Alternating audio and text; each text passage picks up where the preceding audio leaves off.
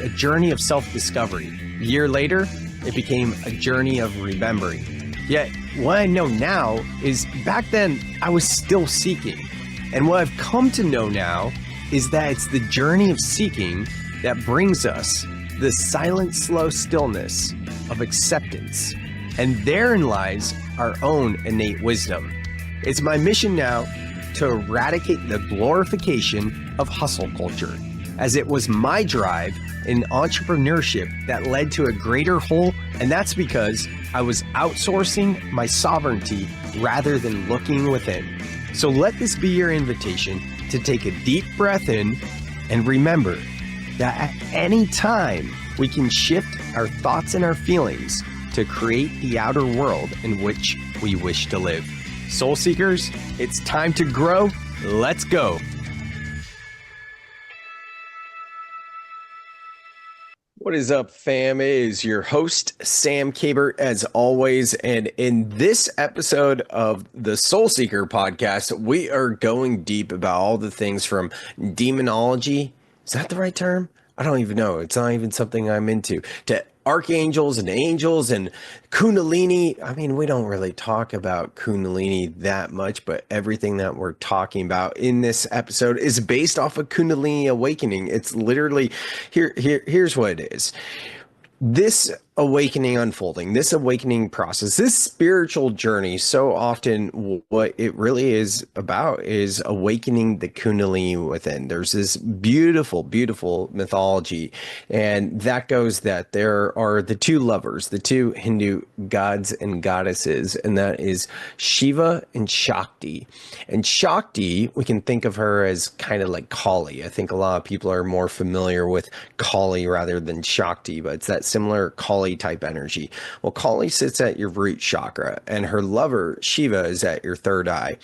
And it's said that when Shiva, that's the male, he sits at the third eye, wakes up to his I amness, meaning that kind of profound experience of a spiritual awakening of, wow, I am the creator of the universe, and everything around me and everything that I see and interact with is a reflection of me and is me reflecting back to me. WTF, what does that even mean? Well, when that happens at the third eye, then that awakens Shakti, who is at the root chakra, and then she is making her way up to her lover, Shiva. And she's burning through all the impurities and distortions and blocks in the lower three chakras.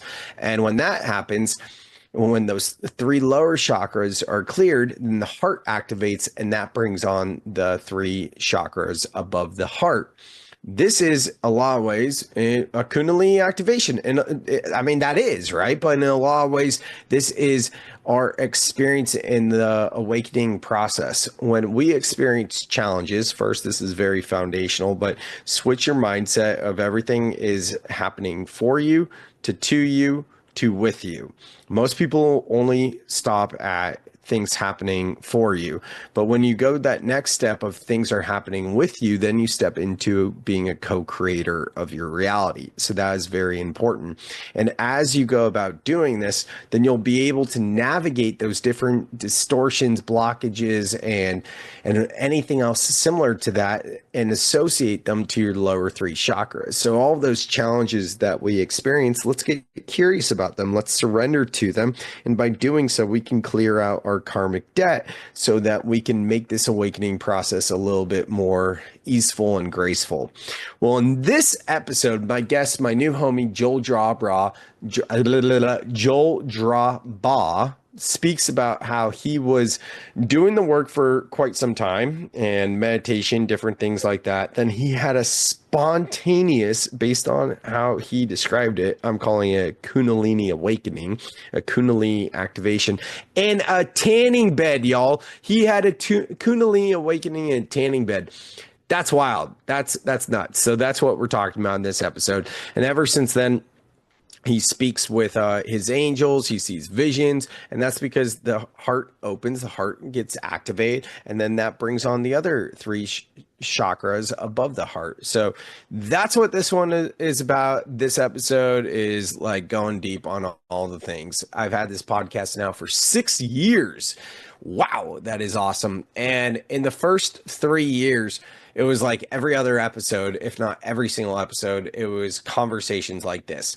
And I've really morphed the podcast into a lot of different things over the past 3 years. But it's nice always to go super deep like this. So I had a ton of fun. Let me know what you guys thought about it. Let me know which of the subtopics in this episode you liked the most so that I can do more podcasts because I want to cater this to your interests. So reach out to me. I don't bite, and I would love to hear from you. So with that, enjoy this episode with Joel.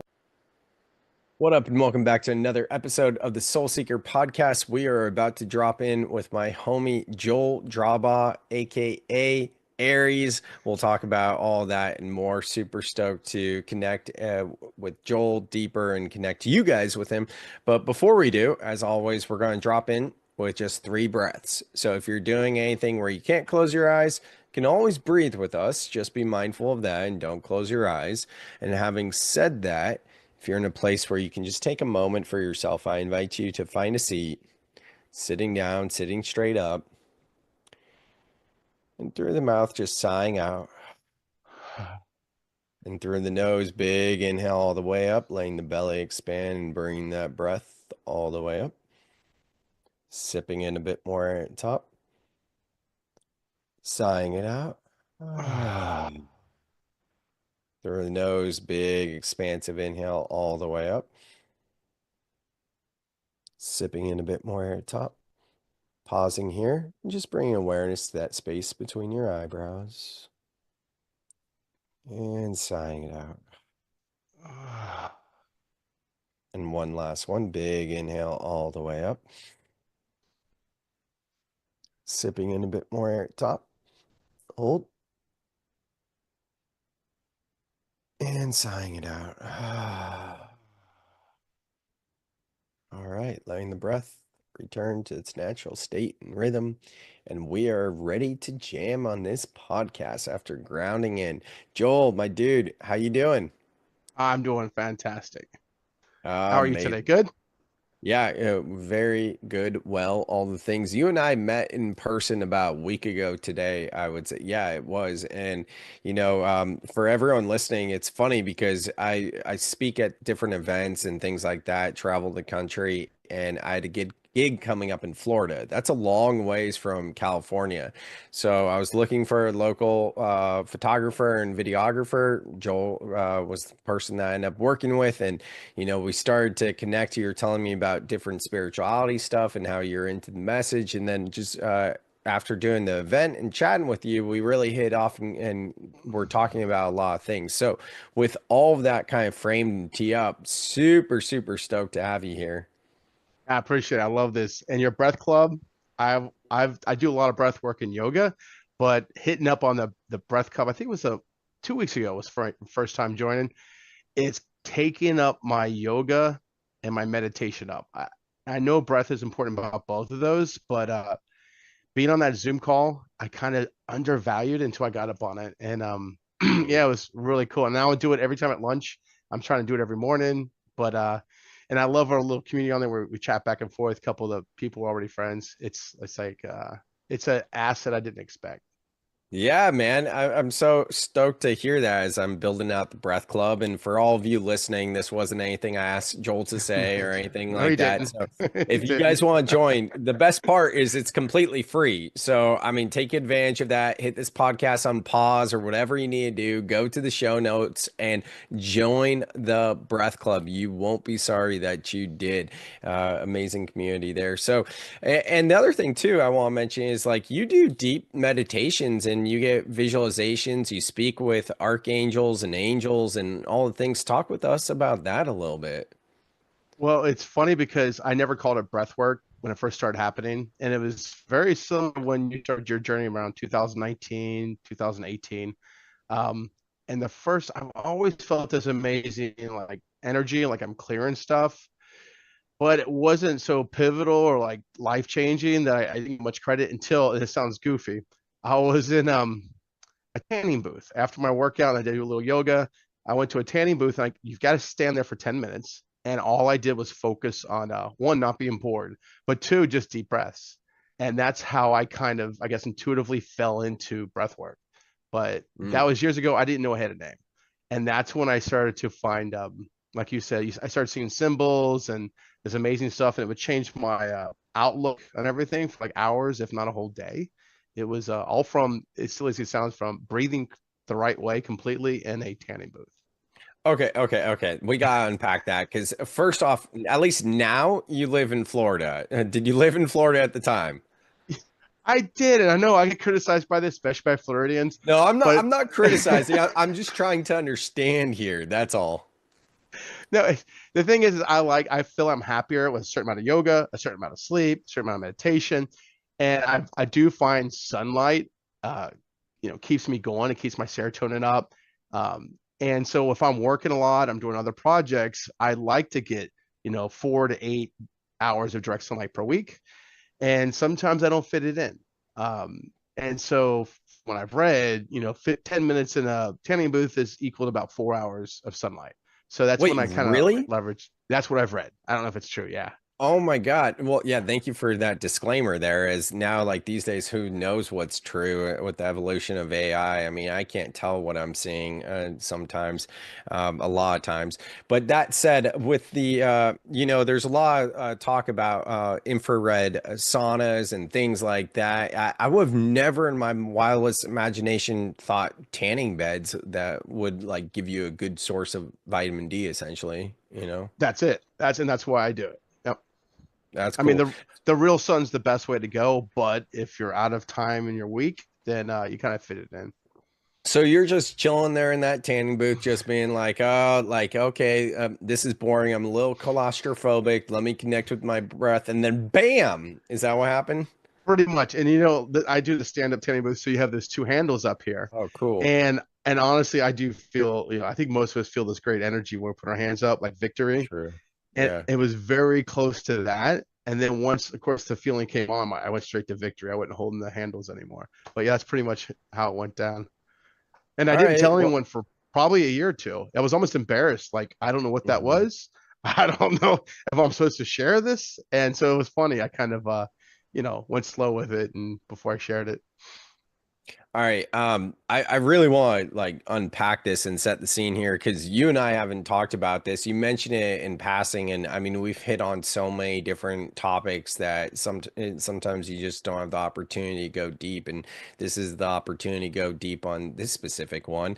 Um, so you're in the tanning bed, and you before that didn't experience, I'm just going to call it this stuff, and then during that you did. Can you tell us a little bit more, like what was that actual experience? What were you experiencing that you hadn't ever felt or touched on before? Up until that point, I was probably my second year of meditation, Okay. where I was doing intense 30 minutes to 2 hours a day. I loved it. And I was also doing astral projection quite a bit. Oh, And so with you were that being doing said, work. If you were doing yeah, astral projection, you were doing yeah. work. Yeah. Okay. But I didn't expect anything like Tai Chi or Koi Gong or breath work. When I'm awake and I'm moving around, I'm always thought in my mind I had to be sedentary to have anything like kind of move around. Mm. Um, And with that being said, if there's anyone out there that says if you say you hate meditation, I said it for 10 years. You Hmm. have meditation, it takes a while. What I like to always say, and this is kind of my soapbox speech, um, it, meditation, we have running thoughts, everyone does, but it's like having a voicemail system in your head. And if you don't check your voicemail, when you go to meditate, you're gonna have 14,000 unread messages. And so the first few times you meditate, you're giving yourself permission to hit delete. You don't have to listen to the whole message, hit delete. Ultimately, you do get to a point, it might take weeks or months, depending on how long it's been since you sat with yourself. And then one day, all those voice messages are gone, and it's like that was it for me. It took me, I don't know how long, but long time to hate meditation. And when I found that space in between that's when I found it. It was Damn, good.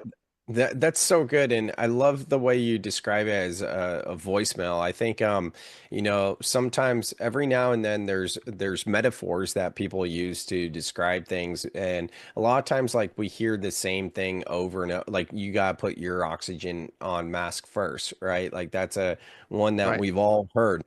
I haven't heard this about the voicemail. Like that is one that I'm gonna borrow and tell other people and give you credit because I Please mean, do. But yeah, I don't need it's the credit. I just amazing. want more people to meditate. And I always say, Yeah. and if they have the right response when I share it, which is 50-50. But when they do, I'm like, and when you finally get done with the voicemails, you finally find it. And I wait. If their eyes pop up, that means what? What is it? Like you Hmm. finally found that you are not your thoughts. You are your emotions. You're that space between them. And that's where you find the beauty. And Yeah. I'd say that because for 10 years I hated meditation, probably 7 years I hated yoga. And when I finally found that silent spot, which took a while to get to, it that's when everything started to change for me. Amazing. And transitioning away a little bit from like your story and the evolution, and we might go back to that. We're just going to see where this takes us. But now I think it's a good time to kind of talk about what you and I were talking about offline last night, which was like the different archetypes. And there's one that's like the Red Witch from Alice in Red Queen, Wonderland. Red Queen, Red that's Queen. it. Yeah. That's right. Yeah. So tell us a little about this because I thought this was super insightful. And I base a lot of it on Carl Jung's concepts of internal archetypes. You have the inner teen, inner child, critical parent. And I love Carl Jung's work. He's so far out there. But before I got into the spirituality and leaving my body, for entertainment or exploration, I was in sales. I've been in sales forever. And I noticed one thing in sales is you always only have so many personality types when you're on the phone or in person. And so in sales, we have different names for each personality, and that helps you navigate, find solutions, and a compromise. As I've gone more into more personal development and spirituality, um, I notice people would come into my life that rub me wrong, where I feel like they hurt me, and it's the same personality but a different face. And that's when I started to, but from my sales concepts, I took it to personal development. And the Red Queen, a friend actually brought it up maybe 2 months ago. We had a friend in common. She was very controlling. She would love bomb a lot, but the bottom line is everyone has to do the same thing in a group. And if you don't, you get berated, you get outed, a lot of drama. And eventually, once my friend made the joke, Red Queen, thinking of Alice in Wonderland, off with her head. And I'm like, that's it. And then once we were able to unpack that and give it a label, then we could stop like ruminating about it and keep it explaining how wrong she is and how she took Mm. advantage of the group. And we go, oh, it's a Red Queen. Okay, done. What are we going to talk about next? Let's talk about something beautiful. It's like, get it over with. Yeah. So, that's a really good example. You start to associate, and you just went over, like kind of glossed over a big topic. And so, the archetypes. You mentioned that there's 12 different one. Carolyn Mace goes extensively into archetypes, as you mentioned, Carl Jung and many others as well. One of the things that I want to talk about is what are these archetypes, and then also, in addition to that, a little bit more tangible tools that we can use to relate with these archetypes in real time when we notice it and for long-term effects as well. So tell us a little bit more about like what archetypes are.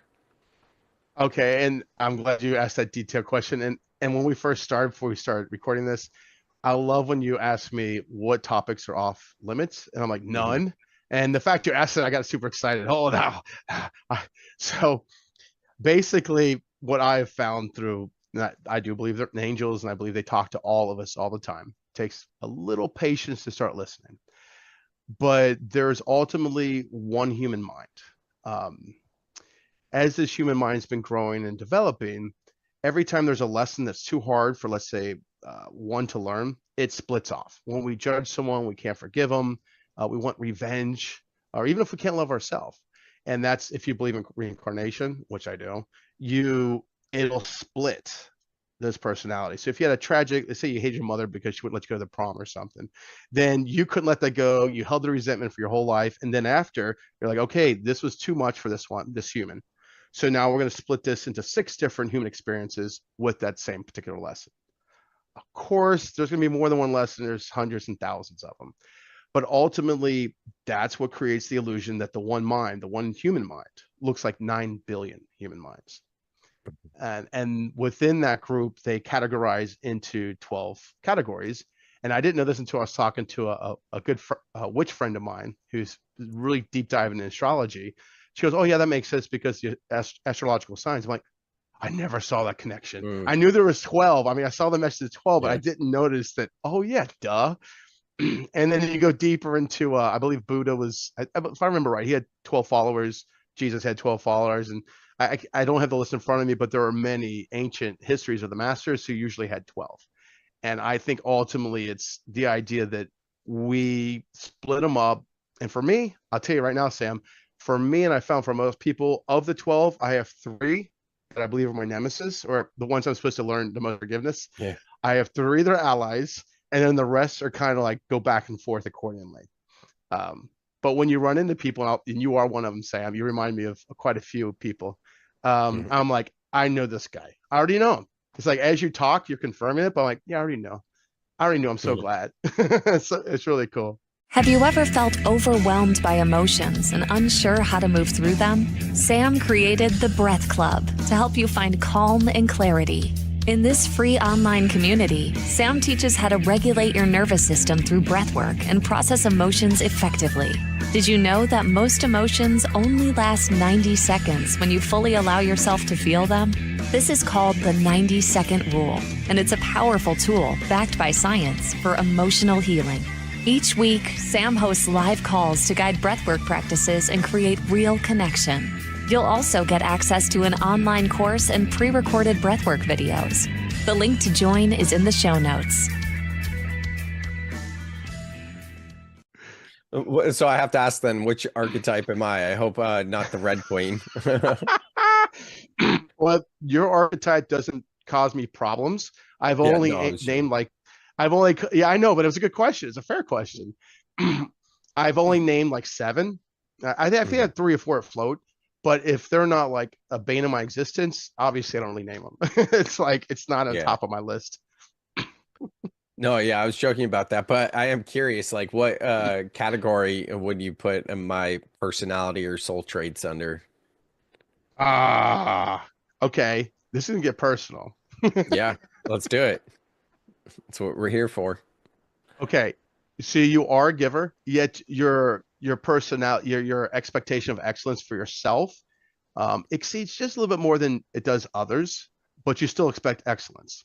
If someone's going to, what's the word, be lazy and try to take shortcuts, you're going to give them a lot of chances, but at the same time, you're going to you you're going to eventually cut them loose.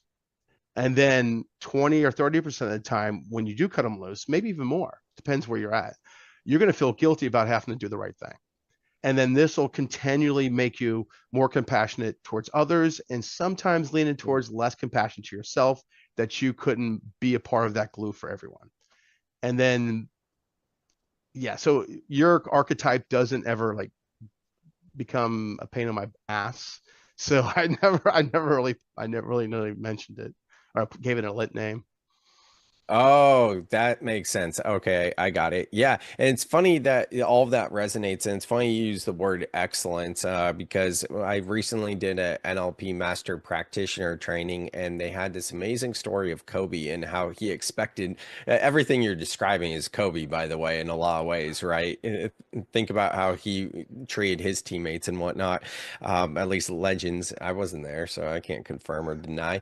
But that said, they were talking about Kobe with his motto is excellence every single day. You have to be excellent. I forget what the quote was, but it's like you can't be excellent part of the time. You have to be excellent every day. So in NLP, we did a board break where on one side you put limiting beliefs and the other side you put like what you're manifesting of who you're becoming. So I literally wrote on the other side, excellent every day, like Kobe, and that board's in my room. So excellent I just love that. recently has been part of my life. I Yeah. love that. I remember a quote. It was actually from a poem. Don't remember which one. And it was, "Every day your best is different." Mm. And so yeah, when you're trying to go after excellence, some days you're better, your best is down here, other days up here. But if you're still striving, then that's what I consider excellence. You Even though know it's that you could go up down. That brings up a really good point. You wrote this in the WhatsApp community for our online community, the Breath Club, this morning, kind of something with you with breath work. And then I chimed in as well. Like, I've 2 weeks straight, maybe three, I've done breath work every single day, like, especially those days I didn't want to. And today, the day of this recording, it's the first day it's rained in Santa Cruz for a while now. We were having summer weather where I didn't need a tanning bed. You know what I mean? But the rain is back. So there was that. It's a Friday morning, and I just woke up being like, I don't want to do anything today. Nothing was on my calendar either till 3 o'clock, 4 o'clock, and 5 o'clock on a Friday. And I'm like, oh, when do I ever have scheduled calls on Fridays in the afternoon? Right. So I'm like, you know Right. what? I'm just going to treat myself because it's going to be a busy weekend of work and other things. And I'm just going to be lazy and I'm not going to do my breath work. And what I talk about a lot is this concept of humaning as it relates to the spiritual journey. When we approach our mindful or spiritual practices like a to-do list, then we're in our masculine, right? And Hoorah. I this, love that topic. Love that topic. okay, cool. We'll unpack it. So I'll just finish this thought. I know I'm rambling, but No, I basically, like it. No, I like it, but I had to say something 'cause I really like that topic. yeah, yeah. When I had to learn this early on my journey, and then it was like, if doing the thing, breath work or whatever, into checklist is going to get me to the being that I want, sure, if I'm fully in there. But if I'm just crossing it off, then I'm in my doing. And a lot of times I will be sitting in meditation, uncomfortable to your point. So wrapping this up with the bow, like the concept of excellence and Kobe being like excellent every day, like I still also have my personal beliefs of being part of what excellence is. And my term of definition is embodiment for my beliefs. Kobe was out of balance in the way he approached things from what I know for how I want to show up. Did he get the results? Absolutely. I'm not striving for those results. I'm striving for something different. So it's my version of excellence. But anyways, yeah. That's right. Whew, And I'm the getting fired masculine. up. No, I love it. I love it, man. I It's love it. fun. Now, by the way, who's Kobe? You're joking. I'm not. I'm You not. don't know who Kobe Bryant is? Oh, Kobe Bryant. You said Kobe. I don't watch a lot of sports. I know who Kobe Bryant is.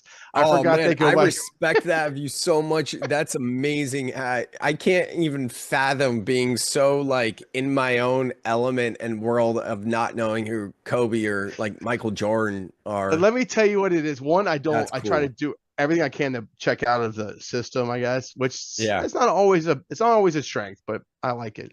But I went to Florida State. I went to every game. I had a good time, and it took me to about 2 or 3 years after graduation to realize that I don't like football. I don't like watching sports. I only like the socialization. And so once I finished college, I'm like, I was kind of done. And then now, especially with all my meditation and my tree hugging, it's like, to me, I was like, that's competitive. It's like, why can't they build something beautiful together? I sound like totally like a tree hugger, but for me, it's hard to watch sports. It's like human against human. It rubs me wrong. Dude, I gave up sports in 2019 when I started down this path, and I was like disowned from my best friends, and I didn't speak for them for like 2 years. Like, and now we're tight. I mean, I barely ever see them or talk to them, but like we're all good. But they Right. just didn't understand like the space I needed to not be in a fantasy football league for Christ's sake.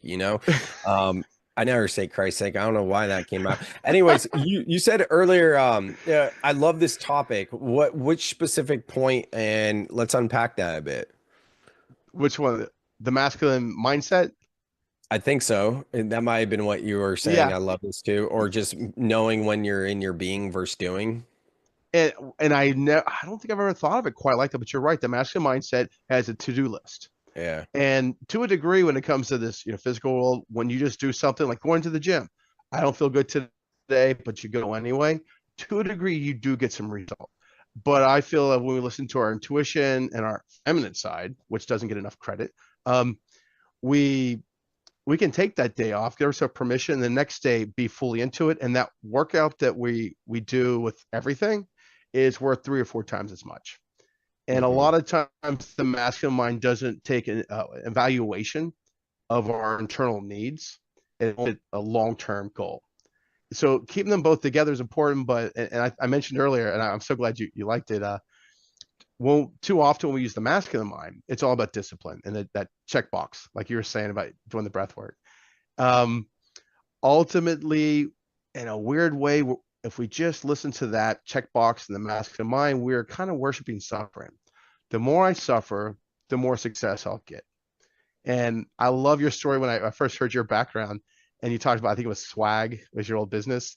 And I did Mhm. product development too, and back, a little bit long before that. But I built a business, had a great income. I worked 5-10 hours a week. All my virtual assistants, employees were via email. I thought it was perfect. And I just kept checking off, made money, made money. And I used the masculine mind so much back then that no matter how much I invested or had rental properties, I was depressed, dude. I was married. I shouldn't have been depressed. I had married. I was with kids. It didn't make any sense. And I think back then, my masculine mind of check money, money, money. Okay, now vacation, vacation. I was never really taking an internal assessment of what my body needed, what I needed. I was just looking at that checkbox, and it was lonely. And one thing, and tell me if you felt this way too. The hardest thing after my probably second year, first year of depression, I was in denial. Second, third, I was aware. Um, but as I would express with some close friends, and they knew I made more money than them, and I had complete freedom of my time. When you do have financial independence and you make your own schedule, when you try and reach out to those people who don't, they don't feel bad for you. Like, oh, whatever, dude. You've got a boat. Whatever, man. It's like you make your own. Mm. And I felt more alone. It's like I Mm. wasn't even allowed to connect with people unless eventually I hired a therapist because I realized my friends just couldn't get it. But when most people only measure money and I guess freedom of time, and you have that, then when you feel depressed, they kind of roll their eyes at you, like, whatever. And that was about year 3. I started to really put that together, and that's when I realized my perfect dream business I put together is killing me. It was brutal. Th- Thank you for sharing. And we have such similar parallels and stories and archetypes there. I kind of think of that as an archetype, Yeah. and I think this is a perfect segue to get back into archetypes and kind of how they're mirroring things and also how I work with them. Because to answer your question, hearing you speak, I'm like, I'm kind of I'm doing what teach not to do. Instead of focusing on my breath so I could be present with what you're saying, I'm starting to think of other things of my time and then losing track, right? But if you focus on your breath, you know this, and the inhales and exhales, you can be more present with the other person. That said, you did ask me a question, so I went there. And you mentioned that for you, they didn't really have compassion when you reached out and needed support. And as I reflect back, thinking about 2019, when I was going through my numbing depression, having just reached 7 figures, working less than 4 hours a day, very similar to you. Um, and I remember that there were certain people I would reach out to. So we could call it not knowing that I was connected to my intuition or whatever, but Yeah. like, or maybe it was intentional, but I do remember having Palvinder in my corner helping me out with meditation and those 2 a.m. nights when I felt like I was going to do something crazy, not crazy, crazy, but like crazy for me or whatever, just something not smart. Mainly having to do with my ex, like nothing wild, just like things like that. I've been Or there before. I've been there. yeah, I just wanted to make sure. Like, I've been watching some weird movies, like Batman movies recently, and like the Joker and all that. And I'm like, okay, I want to make sure like someone listening to this doesn't get twisted. Oh, That's dude, you're the only right. You're reason why right. I said it. Yeah, yeah, You're I've been right. watching some weird things that are playing in my psyche. So I reached out to my homie Palvinder, helped me with like Eckhart Tolle, teaching me about him and listening to Law One, and then Charlie Johnson, my meditation teacher. Like I had a few people that could hold space for me for sure. But I don't remember talking to the people that couldn't. Maybe I tried to open it up and then the conversation got denied. So then I never went there again, you know? I don't Yeah. know. I mean, it's pretty subtle. It is pretty subtle. Um, but I mean, the good thing is it made me start working on myself more and seeing a therapist. And up until that point, well, I guess year 2 or 3, when I noticed my denial of depression was gone, then I stopped. I've always been an avid reader since I was like 19, 20, maybe younger. but I only read about making money, to be honest. Mm. Even you ever read the book 7 Habits of Highly Effective People? I'm pretty sure I read it, but obviously I know about it and all that. Yeah. And I read it a few times in my 20s, and eventually, if I remember right, three of the chapters about developing stuff that I perceived as making me money. So after the fifth or sixth time I read the book, I took out the 4 habits of like community and family engagement, because I'm like, oh no, I only care about money. I literally Yeah. destroyed the theory of the book because I wanted to make more money. And I didn't realize that until I That's was in my funny. 40s. Yeah, it was It's funny. so funny. Yeah. That goes back to like the subconscious mind and delete, distort, and generalize, right? Like, don't need that. That's not for me, you know? Yeah, that's right. I know this Yeah. guy wrote this book for balance, but I don't want balance. I only want this. And so Yeah. I Yeah. took the purpose of the book and twisted it all around. But I can relate. Yeah. Yeah.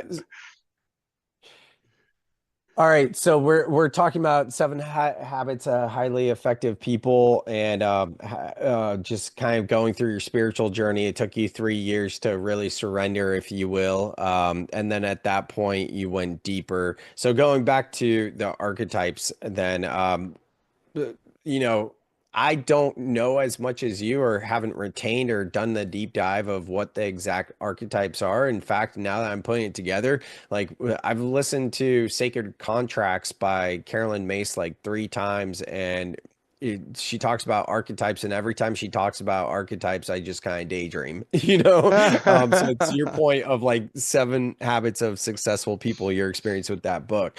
I say a lot of times, like, I'm of the archetype of someone who is chasing success, then when they experience success, realize there's gotta be something more life, and then gets into spirituality. I think there's a lot of different archetypes that get into like this sort of work. And another would be like someone that is processing PTSD and they're like totally ready now to look at those things or whatever it might be.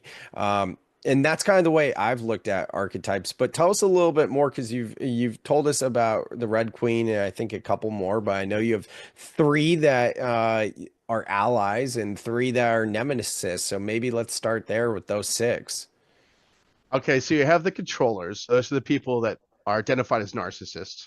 Mm. Um, so I let me see if I can remember all 3. I have this written down somewhere. But you have the Or just controller. top of the head. It doesn't have to be Sure. perfect.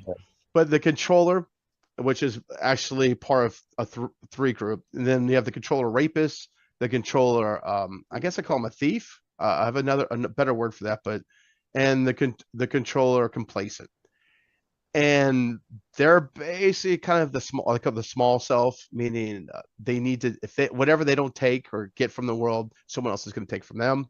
Therefore, you have to control, punish, and manipulate others to ensure that you survive and grow. Um, Now, what's interesting is just like Carl Jung's inner child arc, he's got inner child, inner teen, critical parent. What makes it a little complicated, Sam, is that each one of us has pretty much all these archetypes in us. Have you ever been around Mhm. someone and you behave like, let's say there's an argument, disagreement, and when they walk away, like, I did this and responded that way. I never do that. And I'm sure Yeah. you've had that before, and you're kind of second guessing yourself. Do I know myself? How could that happen? But typically, when it comes to soul contracts, you're I don't like the word soul, but we'll use the word soul. Your soul and their soul are still trying to figure out a certain lesson, and sometimes you only need to see each other for 10 minutes. It could be some jerk you saw at the grocery store, but at that point, for you to finish that particular lesson, you'll have an archetype that comes out of you for 90 seconds that you probably only see every 2 years. But that Mhm. was actually necessary for that little interaction. And the more we fight that, and the more we hate that part of it, I believe I have found that shortly after, usually within 3 month period, that particular archetype that I'm hating myself for, those people will start coming to my life, whether it's business, friendship, or relationships. So the more I can forgive myself and forgive others, then it kind of doesn't pull them back in, which is super challenging. Yeah. How do you do that then? If you ever heard of it, okay, so I love angels. Mhm. Oh, I never shared this with you. Okay. I love that we could talk about anything here. So it's probably about 3 years ago. For 3 years, I would consider myself a demonologist. So I worked with a lot. Demonologist? Correct. All right, demonologist. here we Yeah. go. I know, you ready? Yeah, So let's do it. after my divorce and for a brief time I switched from entrepreneurs into business because I was like working on myself. And of course we do shadow work. And after I did my first round or two of shadow work the first year, I realized there was more than one layer. It's like the first, I don't know about you, Yeah. but the first round of shadow work I did, like, yeah, I did it. Yeah. And then like Mhm. 2 months later, another layer comes and you're like, that's not fair. So I decided, which I had to do, um, I'm going to go as deep as possible. If there's 800 layers of shadow I got to work on, I'm going to knock them all out back to back until I'm done. So that's when I went into demonology. And of course, I started running into people. I used to go on Reddit and Supernatural, whatever, and meet people in person. And you can, when your vibration's there, you can find probably 2 or 3 people a week to claim that they're possessed, and then you work with them.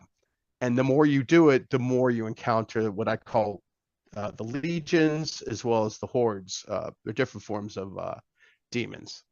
The good news is after 3 years, I could go on and on about demonology and my experiences.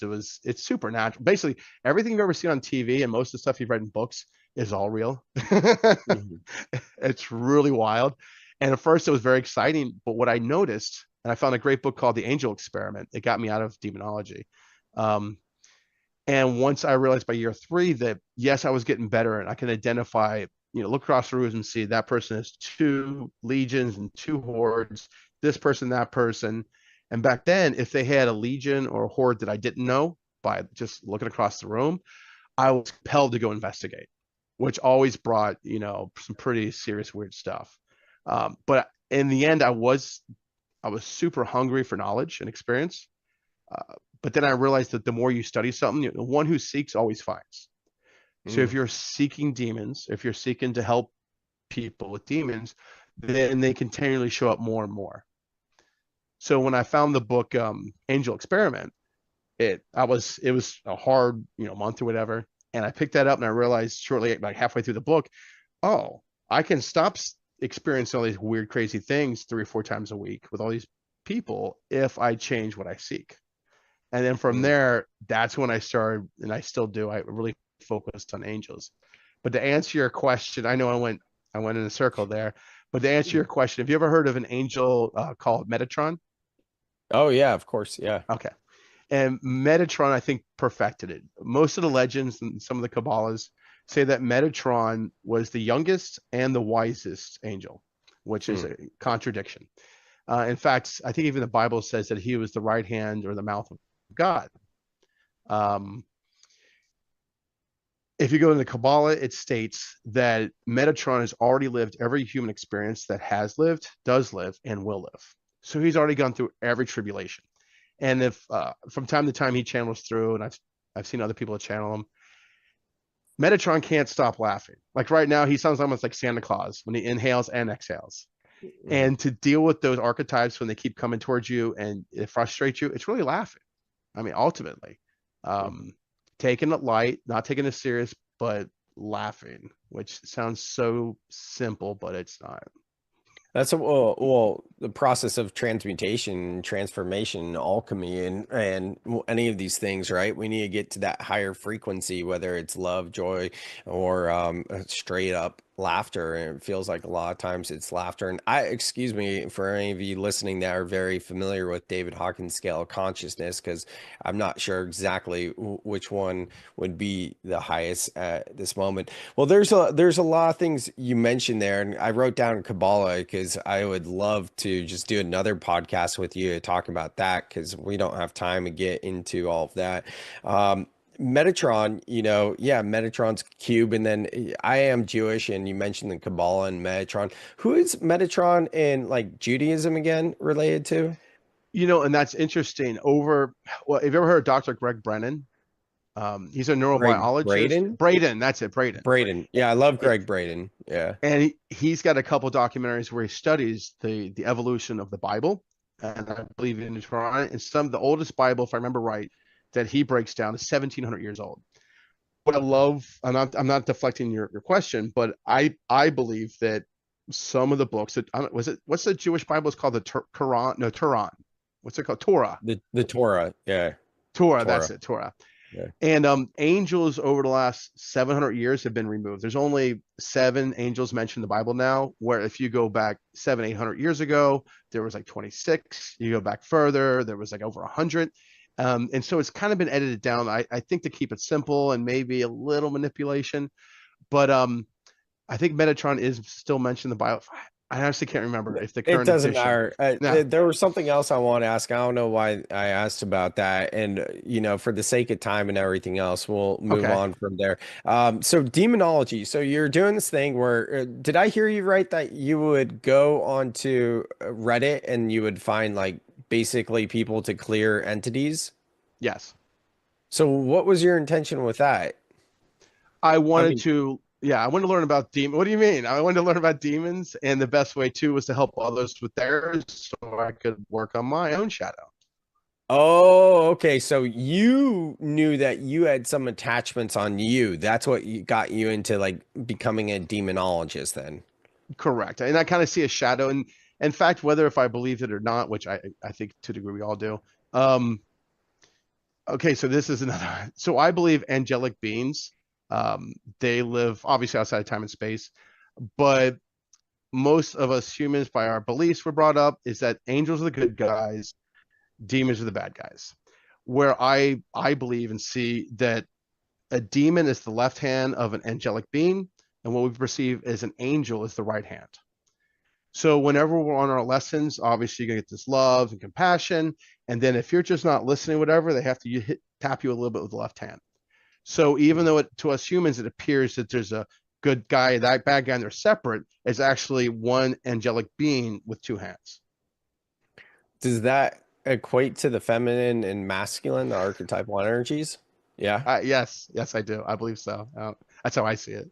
Which which one would I'm not going to ask that No, no, question. no, no. You can go ahead and ask it because it seems like a loaded question, but it's not. If you look at the yogis from Hindi, which Yeah. breaks down most of the conscious errors of civilization, it's flip flops. I think it's 6,000 or every 8,000 years they flip flop. So right now, yes, masculine is considered more toxic and more controlling, more punishing. But if you would have went back, according to the yogis, it went back 8,000 years, it was flip flop. So I know right now we're like trying to not, pick sides and this is good or bad, but we're both going like this every 8,000 years. If you're looking for a powerful and transformative experience for your next event, consider bringing in Sam Kabert as a keynote speaker. Sam's message of soul life balance and his expertise in mental health and mindfulness resonate deeply with audiences. He not only inspires with his story, but also offers practical tools like breathwork to help attendees regulate their emotions and reconnect with themselves. You can even have Sam lead a guided breathwork journey, creating a truly unforgettable experience. To learn more or book Sam for your event, check out the link in the show notes to book a call with Sam now. Right now, Yeah, another thing keep in mind too is it's an archetype like yin, yang, or yang. It's not gender associated. It has nothing to do with human form. And then we take the archetypal energy and then we say masculine and feminine qualities. And sometimes people are talking about masculine and feminine qualities for a human, which can be very different than the archetypal energies. 100%. And one thing I'm just starting to see now in the last year, and I discovered, because I did touch the divine feminine hit me really hard. Matter of fact, I was even married back then. I went celibate for a year because I was discovering the divine feminine and doing astral projection, all kinds of stuff. Wasn't great for my marriage, but for me, it was really good. And the one thing that I learned was after I've explored, I guess I felt comfortable within myself about the divine feminine. I found something only a few people now starting to talk about, the divine masculine. And it wasn't until about a year ago this is being talked about. And it's got me real excited that it's popping up. Yeah, the divine masculine is just as important. I mean, I kind of think of the words that people use are divine feminine, divine masculine, some other stuff too sometimes. But I think about balanced, like balanced masculine and balanced feminine. And that's kind of the way, personally, yin and yang, right? The yang's got the Yeah. yin in it and the yin's got the yang in it, right? And we're intertwined Yes. and all that. So with archetypes, just to get back to this a little bit, because we're talking about like how some people could have, oh, we do need to finish that loop with demonology. So you got down the demonology because you've felt you had an attachment, you got rid of it for yourself, and then you helped other people to get rid of them. Now, are you like totally clear? Do they kind of come back? And if they come back, then what do you do? Well, I think it's like any weakness. God, I could talk about the how demons work forever, but That's to a degree, another you podcast. gotta you can, if you play nice or you don't say, "Hey, you're the bad guy, you're the bad guy, and you and me are odds." One of the things I've noticed with some people do exorcisms, even some of our traditional belief systems, the one thing they say, we're going to cast the demon out, we're going to do this, we're going to bring this weapon. The one thing demons love more than anything ever is a battle. So what Mm, happens, and I've worked, a lot of people I worked with on exorcisms, they were eventually, after the second or third failed attempt of an exorcism, the church, and there's all the names of churches, not just one, they would actually kick them out and say, the devil's got you, we can't help you. And ultimately what I found is that when you push him out, yes, the demon goes away, but he's not going away because necessarily you scared him away. He's going to get some friends. He goes, this is the best battle you've ever seen. You guys got to come check this out. And so then when it comes back, it actually brings some friends. The one thing demons hate, well, it makes obvious sense, is love and acceptance. And when you do that, it passes, you basically starve it out until it goes somewhere else. and it's And so fat. Go ahead, yeah. no, you go ahead. What are you gonna say?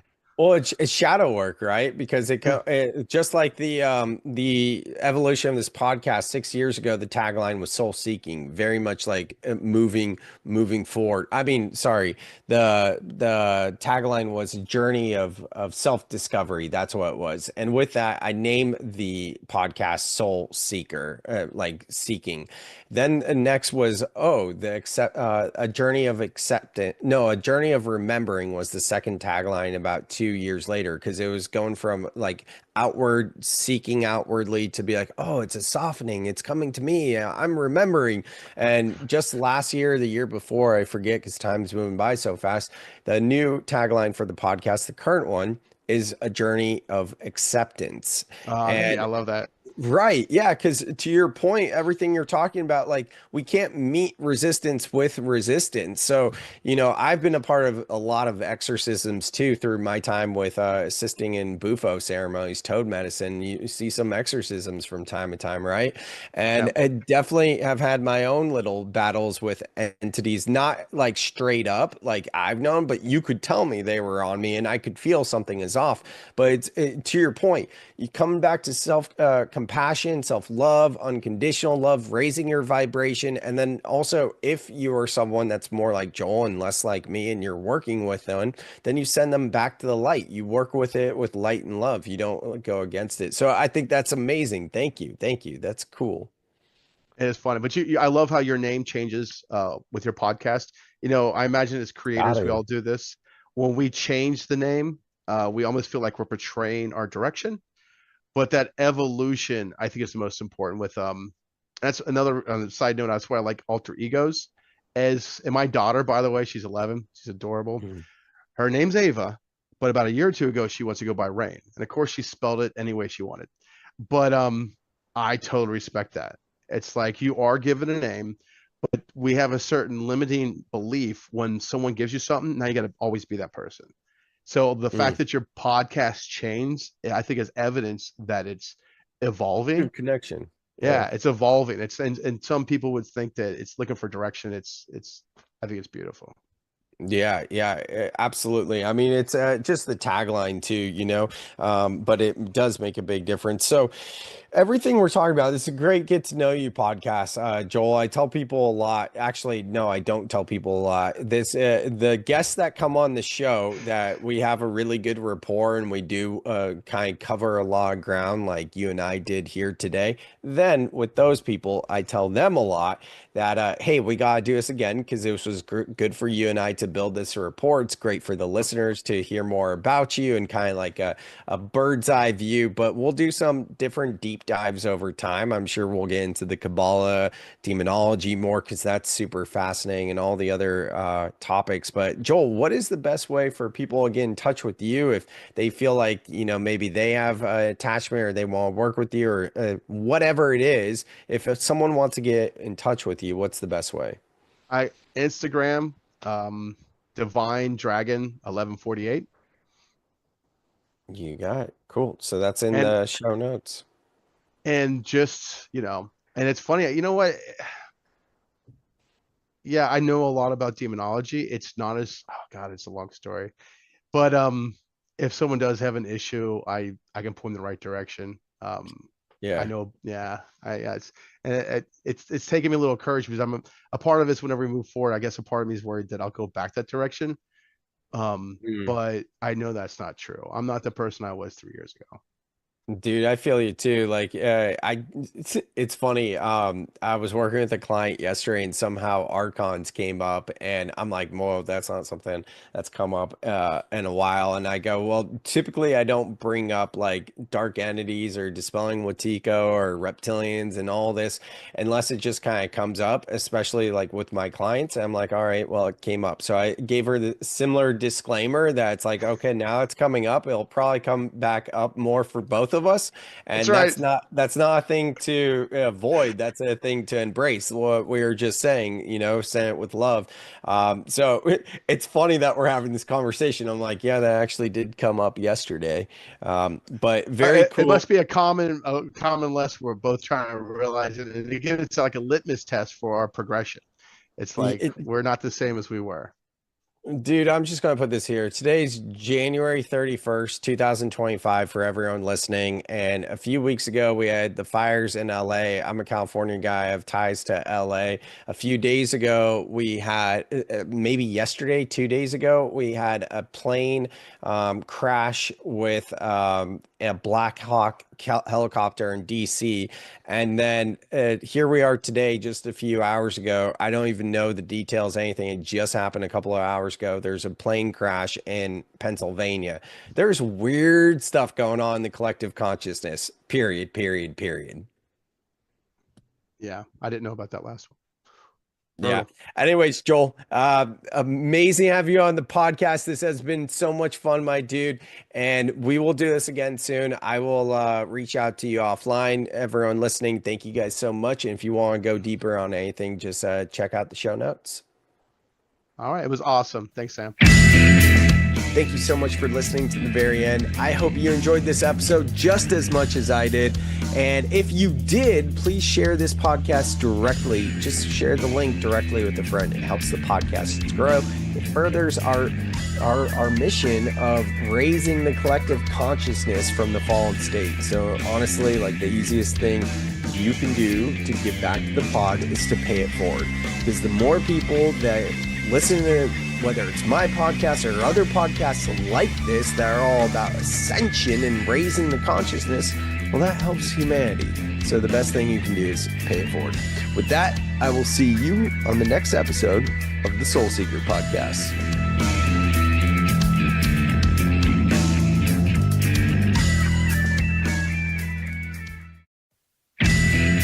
Thank you so much for listening to the very end. I hope you dug this podcast just as much as I enjoyed it. If you got anything at all, please, if you could just do me a favor and leave a 5-star review wherever you listen to this podcast, it helps the show grow. So thank you for considering to leave a review. If you want to go deeper with Sultara or Elan, you can find the links to connect with them in the show notes. And if you want to work with me, the best way to work with me, the easiest way to work with me is the free way, and that's by joining the Breath Club. The link to the Breath Club is in the show notes.